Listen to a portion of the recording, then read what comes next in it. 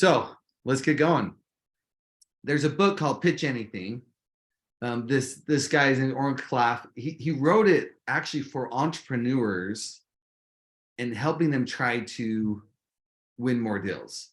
It applies in a broader perspective for sales generally.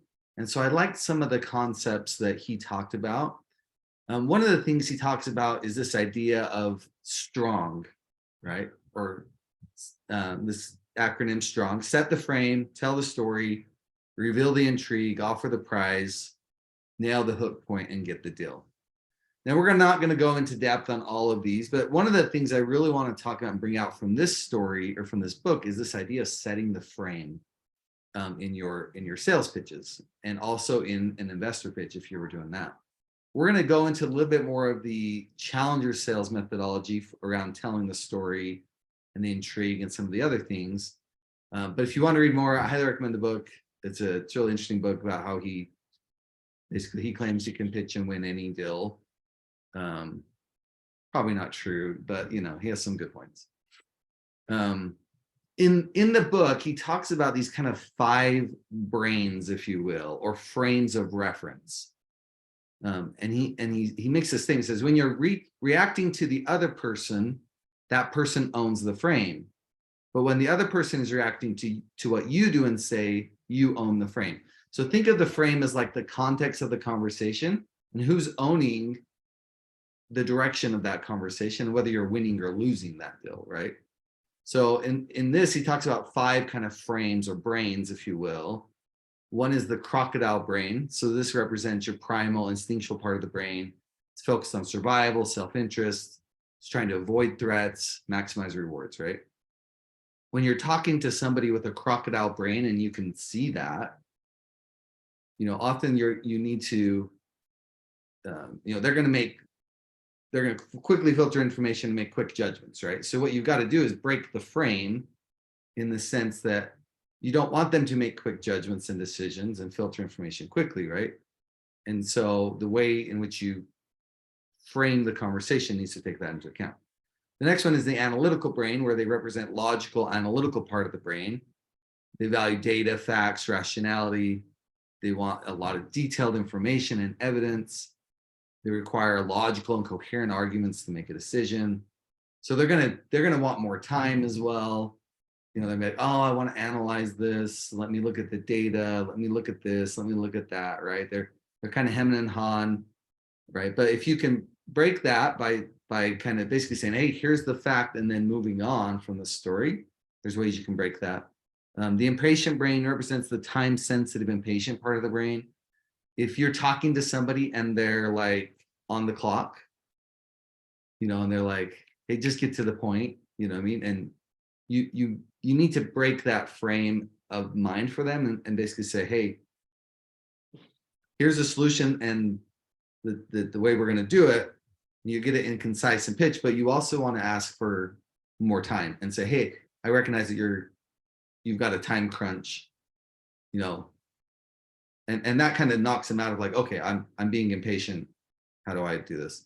There's a lot of tactics, so we're going to talk a little bit more, but the social brain represents social relationship oriented side. They value trust, rapport, emotional connection. They want validation and social proof.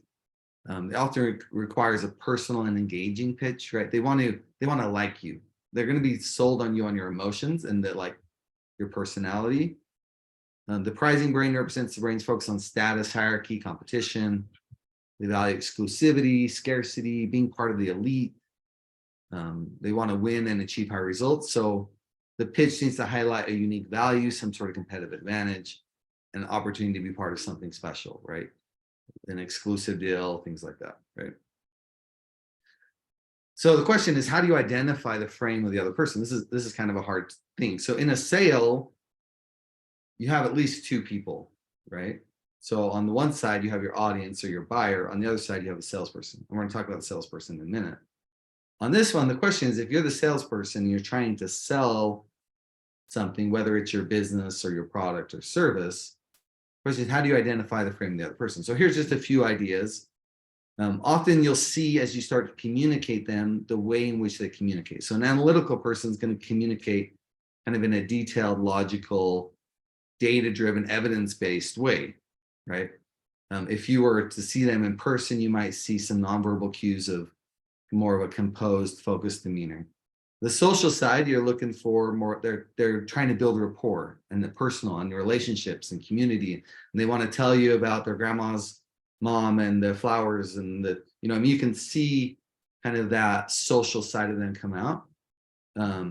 You can also see the way they talk. They might be more expressive or empathetic. Impatient people, you can, you know, they're urgent, time focused. You know, they're looking for fast results, streamlined. You know, they're talking, the way they're talking is like, hey, let's get to the point. I need to know this thing, right?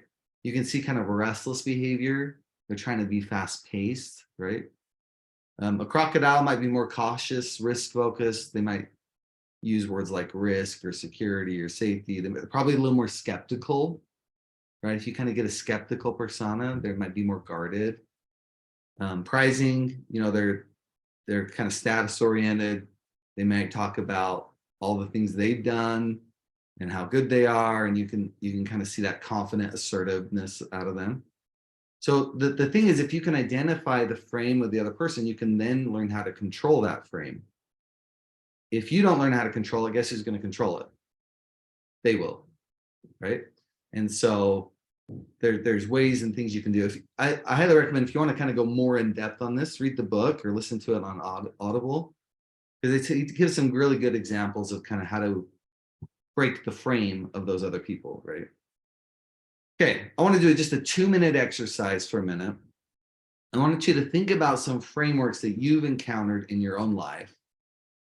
Let's just think about the last time that you tried to sell someone, or maybe the last time you tried to win an argument with a spouse, a coworker, or a friend. It doesn't have to be an argument, but like you're trying to get your point across, and maybe they don't hear you or whatever. So just think about something, write it down. What's the framework that they had?